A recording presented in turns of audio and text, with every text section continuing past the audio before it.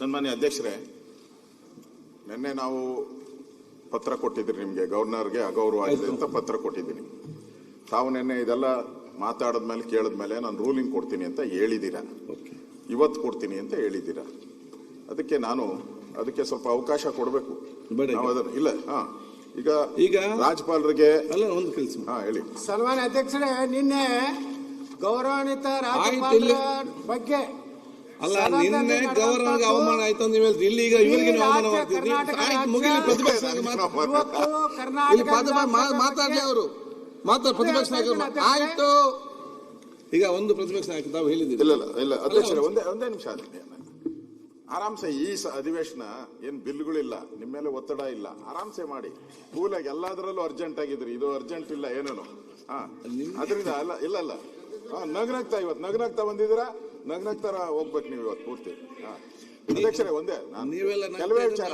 ಈಗ ನಾವು ಗೌರವಾನ್ವಿತ ರಾಜ್ಯಪಾಲರನ್ನ ಬಹಳ ಗೌರವದಿಂದ ತಾವು ಹೋಗಿದ್ರಿ, ಬ್ಯಾಂಡ್ ಓಡಿಸಿ ಬ್ಯಾಂಡ್ ಸೌಂಡ್ ಎಲ್ಲ ಮಾಡಿ ಕರ್ಕೊಂಬಂದ್ರಿ ತಾವೆಲ್ಲರೂ ಕೂಡ. ಅವರು ರಾಜ್ಯಪಾಲರ ಭಾಷಣವನ್ನ ಎಷ್ಟು ಹೇಳಬೇಕು ಅಷ್ಟು ಹೇಳಿದ್ದಾರೆ, ಕೊನೆಗೆ ಜೈ ಹಿಂದ್ ಅಂತ ಹೇಳಿದ್ದಾರೆ. ಹೋಗ್ಬೇಕಾದ್ರೆ ನೀವು ಜೊತೆಲಿ ಬಂದಂತ ಅಷ್ಟು ಜನ ನೀವು ಕರ್ಕೊಂಬರೋವಾಗ ಗೌರವಿತವಾಗಿ ಕರ್ಕೊಂಬಂದ್ರಿ. ಹೋಗ್ಬೇಕಾದ್ರೆ ನೀವ್ ಯಾರು ಅವ್ರ ಬೆಂಬಲಕ್ಕೆ ಬರ್ಲಿಲ್ಲ. ಯಾರು ಹೇಳಿದ್ದು? ನಾನೇ ಹೇಳ್ತಾ ಇದ್ದೀನಲ್ಲ, ವಿಡಿಯೋ ನೋಡಿ ಅಧ್ಯಕ್ಷರೇ. ನೀವು ದಾಖಲೆ ನೋಡಿನೇ ಮಾತಾಡಿ. ಇಲ್ಲಿ ವಿಡಿಯೋ ನೋಡಿ. ಇಲ್ಲಿ ಹರಿಪ್ರಸಾದ್ ಅವರು ಹೇಳಿದ್ದಾರೆ, ನನ್ನ ಬಟ್ಟೆ ಎಲ್ಲ ಹರಿದಾಕ್ಬಿಟ್ರು ಅಂತ. ಅಲ್ಲ ಇರ್ಲಿ, ಬಟ್ಟೆ ಹರಿದಾಕಿದ್ರೆ ವಿಧಾನಸಭೆಯಲ್ಲಿ ಬಟ್ಟೆ ಹರಿದಾಕಿದ್ರೆ ದೊಡ್ಡ ವಿಚಾರ ಅಲ್ಲ ಅಧ್ಯಕ್ಷರೇ. ಒಬ್ಬ ಸದಸ್ಯ, ಸೀನಿಯರ್ ಸದಸ್ಯ, ಜನರಲ್ ಸೆಕ್ರೆಟರಿ ಆಗಿದ್ದವ್ರು ಕಾಂಗ್ರೆಸ್ ಪಾರ್ಟಿಗೆ, ಅವರೇ ಬಟ್ಟೆ ಹರಿದಾಕೊಂಡು ಅಲ್ಲ ಅವ್ರು ಹೇಳಿದ್ದು ಹರಿದಾಕಿದಾರೆ ಅಂತ. ಯಾರು ಹರಿದಾಕಿದ್ರು? ಅವ್ರ ಹೆಸರು ಹರಿಪ್ರಸಾದ್. ಹರಿದೋಯ್ತು, ಪ್ರಸಾದದ್ದು ಹರಿದೋಯ್ತು, ಹರಿಪ್ರಸಾದ್ ಹರಿದೋಯ್ತು.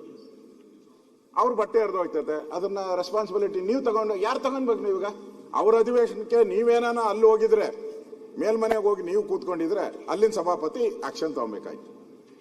ನೀವು ಒಬ್ಬ ಸದಸ್ಯನ ಬಟ್ಟೆ ಹರಿದು ಹಾಕಿದ್ರೆ, ನೀವು ಏನೂ ಆಗಿಲ್ಲ ಅಂತ ಹೇಳಿದ್ರೆ ಅದು ನಿಮ್ ಪೀಠಕ್ಕೆ ಅಗೌರವ ಆಗ್ತೈತೆ ಅಧ್ಯಕ್ಷರೇ. ಹೌದು, ಬಟ್ಟೆ ಅವರು ಮೀಡಿಯಾದಲ್ಲಿ ಹೋಗಿ ಏನ್ ಮಾತಾಡಿದ್ದಾರೆ ಗೊತ್ತೇನು? ಎಲ್ಲ ನನ್ನ ಬಟ್ಟೆ ಎಲ್ಲ ಹರಿದಾಕ್ಬಿಟ್ರು ಅಂತ ಹೇಳಿದ್ದಾರೆ, ಬಿಜೆಪಿ ಅವರು ಹರಿದಾಕಿದ್ರು ಅಂತ ಹೇಳಿದ್ದಾರೆ. ದಯವಿಟ್ಟು ನಿಮ್ಮ ಎಲ್ಲಾ ವಿಡಿಯೋಸ್ ಇದೆ, ಅವ್ರ ಹಿಂದೆ ಯಾರಿದ್ರು, ಅವ್ರ ಮುಂದೆ ಯಾರಿದ್ರು ಗೊತ್ತಾಗಬೇಕು. ನೀವ್ ಹೇಳ್ಬೇಕು. ಬಿಡಿ, ನೀವು ಕೊಡುವಂತ ರೂಲಿಂಗ್ ಏನಿದೆ ಇದು ರೆಕಾರ್ಡ್ಗೆ ಹೋಗುತ್ತೆ, ಬಹಳ ರೆಕಾರ್ಡ್ಗೆ ಹೋಗುತ್ತೆ. ನೀವು ಹಾಗೆ ಕೊಡಕ್ಕಾಗಲ್ಲ. ನಾಳೆ ಏನಾದ್ರೂ ಪ್ರಾಬ್ಲಮ್ ಆದ್ರೆ ಯಾರೇ ಗವರ್ನರ್ ಬರ್ಬೋದು. ನಾಳೆ ಡೆಮಾಕ್ರಸಿ, ನಾಳೆ ಪಾರ್ಟಿಗಳು ಬದಲಾಗ್ಬೋದು, ಪಾರ್ಟಿಗಳು ಬರ್ಬೋದು, ಎಲ್ಲ ಹೋಗ್ಬೋದು.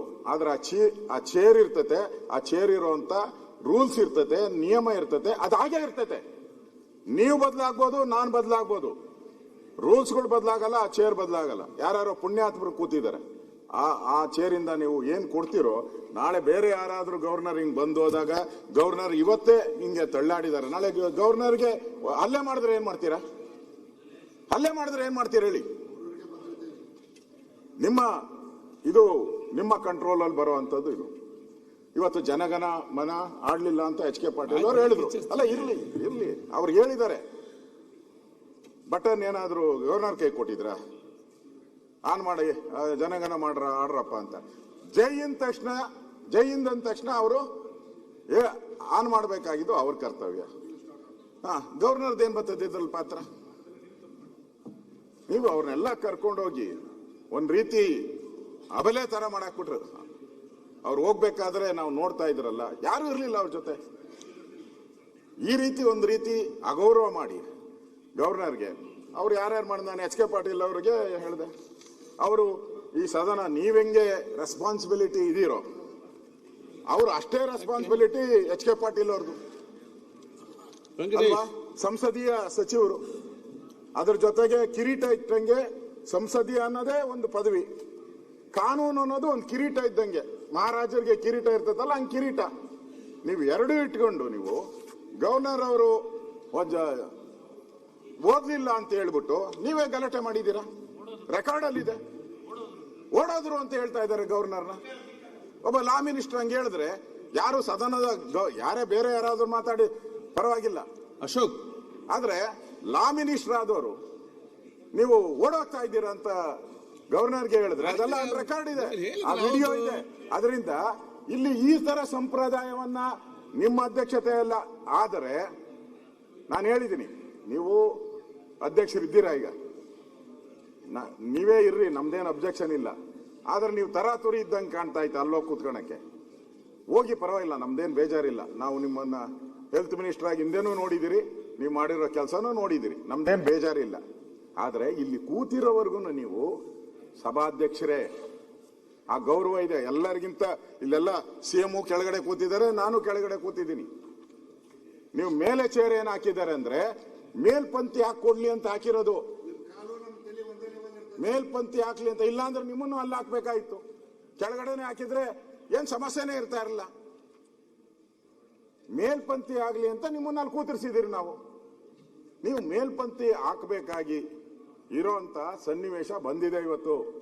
ಗವರ್ನರ್ಗೆ ಆಗಿರ್ತಕ್ಕಂಥ ಅಪಮಾನ ಯಾರ್ಯಾರು ಮಾಡಿದ್ದಾರೆ ಅವ್ರ ಮೇಲೆಲ್ಲ ಅವ್ರನ್ನ ಕ್ರಮ. ಯಾವ ರೀತಿ ನಮ್ಮ ಅಶ್ವಥ್ ನಾರಾಯಣ ಬರ್ಬೇಕಾದ್ರೆ ಪೂರ್ತಿ ನನ್ನ ಮೇಲೆ ಚಾರ್ಜ್, ನನ್ನ ಸಸ್ಪೆಂಡ್ ಮಾಡಿದ್ರು, ನಾನೇನು ತಪ್ಪೇ ಮಾಡಲಿಲ್ಲ, ನಾನು ಸಸ್ಪೆಂಡ್ ಮಾಡಿದ್ರು. ಈಗ ಅಗೌರ್ ಮಾಡಿದಾರಲ್ಲ ಅವ್ರಿಗೆ ಯಾವಾಗ ಸಸ್ಪೆಂಡ್ ಮಾಡಿಸ್ತೀರಾ ಅಂತ ಕೇಳ್ತಾ ಇದಾರೆ. ನಮ್ಮೆಲ್ಲ 18 ಜನ ಸಸ್ಪೆಂಡ್. ನೀವು ನಿಮ್ ಕಾನೂನೇ ಅಧಿವೇಶನದವರೆಗೂ ಇರೋದು. ನಾನೆಲ್ಲ ಕಾನೂನುಗಳೆಲ್ಲ ನೋಡಿದ್ದೀನಿ. ನಿಮ್ಗೆ ಇರೋದೇ ಅಧಿವೇಶನದಲ್ಲೇ. ನೀವು 6 ತಿಂಗಳು ಒಂದು ಇತಿಹಾಸ, ನಿಮ್ದೇ ಒಂದು ಇತಿಹಾಸ ನಿರ್ಮಾಣ ಮಾಡ್ಬಿಟ್ಟು ಬಗ್ಗೆ ಚರ್ಚೆ ಮಾಡಿದ್ರೆ ನನ್ನ ಬಗ್ಗೆ ಚರ್ಚೆ ಮಾಡ್ತಿದ್ರು. ನೀವು ಕೊಡ್ಬೇಕಲ್ಲ, ಹೌದು. ನೀವ್ ಹೆಂಗ್ ನಡ್ಕೊಂಡಿದ್ದೀರಾ ಅನ್ನೋದನ್ನ ಹೇಳಿದೀನಿ. ನೀವು ಹೆಂಗ್ ನಡ್ಕೊಂಡಿದ್ದೀರಾ ಅನ್ನೋದು ಹೇಳಿದೀನಿ. ಆದ್ರೆ ಈ ವಿಚಾರ, ಗವರ್ನರ್ ವಿಚಾರ ಬಹಳ ಸೆನ್ಸಿಟಿವ್ ಇರುವಂತದ್ದು. ಯಾರೇ ಅಡೆತಡೆ ಮಾಡಬಾರ್ದು ಯಾರುನು. ಆ ಬುಕ್ಕಲ್ಲಿ ನಾನು ನೆನ್ನೆನೂ ಓದಿ ಹೇಳಿದ್ದೀನಿ. ನಾನು ಆ ಬುಕ್ಕಲ್ಲಿ ನಿಮ್ಮ ಕೌಲನ್ ಶೆಟ್ರಲ್ಲೂ ಪೂರ್ತಿ ನಮ್ಮ ಸದನದ ಇದರಲ್ಲೇ ಇದೆ, ಕೌಲನ್ ಶೆಟ್ರಲ್ಲೂ ಇದೆ. ಯಾವುದೇ ರೀತಿಯಾದಂತ ತೊಂದರೆ ಕೊಡಬಾರ್ದು. ರೂಲ್ ಬಗ್ಗೆ ಮಾತಾಡೋಣ ಬೇಕಾದ್ರೆ. ಮಾತಾಡ್ತೀಯಾ? ಅದರಲ್ಲೇ ಇದೆ, ಕ್ಲಿಯರ್ ಆಗಿದೆ. ಇಷ್ಟೆಲ್ಲ ಆದ್ಮೇಲೆ ನೀವು ಅವ್ರು ಯಾರ್ಯಾರನ್ನ ನಾವು ಹೆಸರು ಹೇಳಿದಿರಿ, ಯಾರ್ಯಾರು ಅಲ್ಲಿ ವಿಡಿಯೋದಲ್ಲಿದೆ, ಯಾರ್ಯಾರು ಹೋಗಿ ತಡೆ ಮಾಡಿದ್ರು, ಅಡ್ಡ ಹಾಕಿದ್ರು. ಹರಿಪ್ರಸಾದ್ ಅವರು ಬಟ್ಟೆ ಹರ್ಕೊಂಡಿರೋದು. ಗ್ಯಾರಂಟಿ ನ್ಯೂಸ್, ಸುದ್ದಿ ಖಚಿತ, ನ್ಯಾಯ ನಿಶ್ಚಿತ.